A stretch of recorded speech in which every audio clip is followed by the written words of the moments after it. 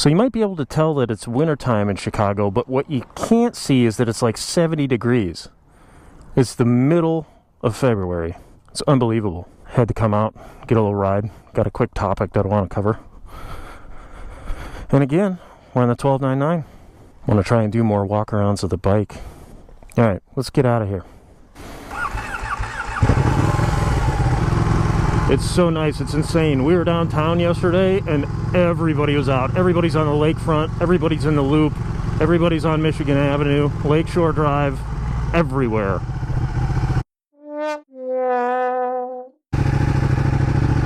Come on, Fizzy.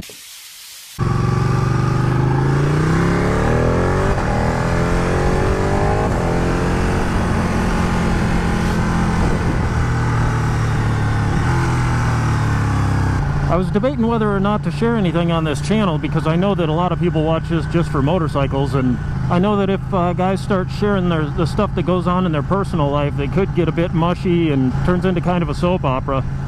But at the same time, I feel like people need to get some context on probably some of the stories that I'm going to tell. So the big news in the life-altering event is that my wife gave birth to our first child. It was a baby girl and she was 6 pounds 4 ounces. So she was a little bitty. But like I said, I don't want to get too far into it because I know people watch this channel because of motorcycles. But I just wanted to let you guys know, so if anything interesting happens, I can say it and you guys will be like, oh yeah, I remember, he said he had a kid one time.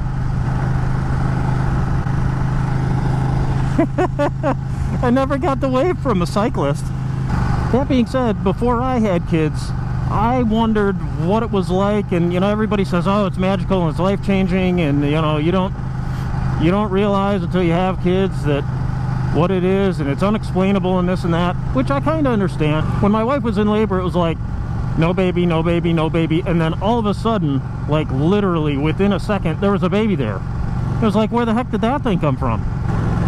There's nothing that instantly tells you, oh my gosh, that's my kid, and there's this instant connection. I think that's just a stereotypical thing that people say. Like my wife said, she goes, you know, when I'm pregnant, everybody was going to say, oh, you're glowing and you're beautiful. She goes, I look in the mirror, I'm not glowing. She says, I'm miserable.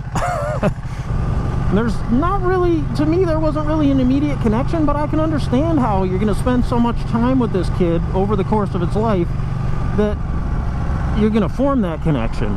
Like my wife's sister wants absolutely nothing to do with animals, and then now all of a sudden she gets to the house and wants nothing but to hold the dog because she thinks he's adorable because he does cute things. And that's going to be the same thing with the baby. They're going to do cute things.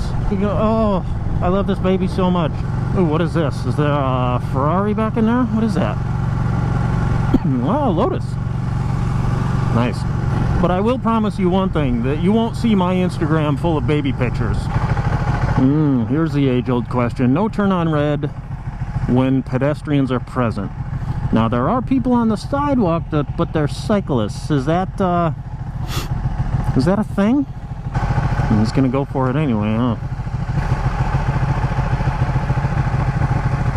It's a weird feeling because you have this kid and everybody is so up in arms about, oh, we got to do this and we got to test for that and make sure the kid's not laying this way, and you know, they're too small to lay down, and if they're on their face they don't know to move their head so they can suffocate themselves, and it's like all of this stuff, and they're filling your head with all this stuff, and then they're like, all right, we're gonna send you on home, and then there's nothing, and you're like, oh my gosh, I have this small human that I have to keep alive. So it's definitely a weird feeling. Luckily my wife is fantastic and she knows so much about kids, and it's such a relief because I don't know what I would do without her. She's wonderful. So that now that that's established, the one thing that everybody says is, oh, the baby's going to be up all night and you're not going to get any sleep. And that's true. You don't get much sleep, but if you're lucky, the kid will sleep a few hours at a time. And by a few, I mean like 2, maybe 3. If you're lucky and the kid is fed and knocked out, it might be 4. But the thing I related to is Bill Burr said he spent his whole adult life drinking at the bar until 4 o'clock in the morning and then catching a flight at 8. And you know what? He's pretty spot on. My life's not full of traveling, so I'm not catching flights, but I could definitely relate to, you know, staying up late, lack of sleep, and then having to perform at your best for the rest of the day. Luckily, I function pretty good on low sleep. I think I get that from my dad. And it is hard, but it's not going to be hard forever. Over time, you're going to watch the kid grow, and it's going to get better at things, and then you won't have to really do everything for the kid anymore. But, you know, it's not bad. All in all, she's a great baby. She doesn't really fuss for absolutely no reason. She's either hungry, or she's got to get burped, or she needs a diaper change, or, you know, she's tired. It's always something.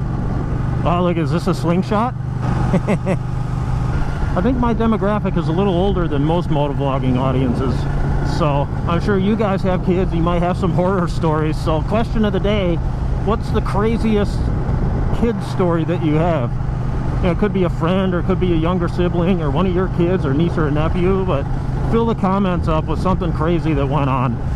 I'm sure there's definitely some dandies. I mean, my niece cried a lot, except for when she was being held, and I asked my sister, I was like, hey, well, how do you get anything done? I mean, if you have to use two hands on something, and you're not holding the baby, you're like, what do you do? She said, well, sometimes, you know, I just put her in her swing and she cries while I do the dishes. It's like, oh, I didn't realize that's a thing.